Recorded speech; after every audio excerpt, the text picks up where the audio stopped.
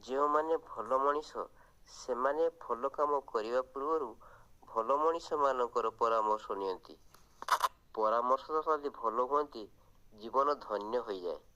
ମହାଭାରତ ଯୁଦ୍ଧରେ ଶକୁନିର ପରାମର୍ଶ ଲୋଡ଼ିଥିଲେ ଦୁର୍ଯ୍ୟୋଧନ। ତାଙ୍କର ଦଶା କଥା ଆପଣ ଚିନ୍ତା କରନ୍ତୁ। କିନ୍ତୁ ଅର୍ଜୁନ ପରାମର୍ଶ ଲୋଡ଼ିଥିଲେ ଶ୍ରୀକୃଷ୍ଣଙ୍କର। ସେ ମୁକ୍ତି ପାଇଗଲେ। ରାବଣ ଥିଲା ମହାନ ଜ୍ଞାନୀ। ଯେତେବେଳେ ରାମଚନ୍ଦ୍ର ମହାପ୍ରଭୁ ସୀତାଙ୍କୁ ଚୋରି କରି ଆଣିଲେ ସେତେବେଳେ ମନ୍ଦୋଦରୀ କହିଲେ, ଜୀବନରେ ତୁମେ ବହୁତ ଅପକର୍ମ କରିଛ, ଶେଷରେ ଭଗବାନଙ୍କ ସ୍ତ୍ରୀକୁ ହରଣ କରି ଆଣିଲ।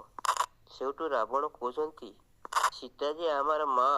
ସେଉଠୁ ମନ୍ଦୋଦରୀ କହୁଛନ୍ତି ତାଙ୍କୁ ରାଜ ଉଆସରେ ନ ରଖି ଅଶୋକ ବନରେ କାହିଁକି ରଖିଲେ? ସେଉଠୁ ରାବଣ କହୁଛନ୍ତି ତାକୁ ମୁଁ ଅଶୋକ ବନରେ ରଖିଛି, ଯେଉଁଟାରେ ଶୋକ ବା ଦୁଃଖ ନାହିଁ। ନଦୀ ପାଖରେ ବନ୍ଧା ହୋଇଥିବା ନୌକାକୁ ଯଦି କେହି ଜଣେ ବାରମ୍ବାର ଆଘାତ କରେ ନୌକାର ମାଲିକ ତ ନିଶ୍ଚୟ ଆସିବେ। ସେଇଥିପାଇଁ ମୁଁ ସୀତାଙ୍କୁ ହରଣ କରି ଆଣିଛି ଏବଂ ତାଙ୍କୁ ସସମ୍ମାନେ ରଖିଛି। ରାମଚନ୍ଦ୍ର ମହାପ୍ରଭୁ ତ ନିଶ୍ଚିତ ଆସିବେ। ପାଦ ସ୍ପର୍ଶରେ ପାପମୟ ଲଙ୍କା ଧନ୍ୟ ହୋଇଯିବ। ମୁଁ ମଧ୍ୟ ମୁକ୍ତି ପାଇଯିବି।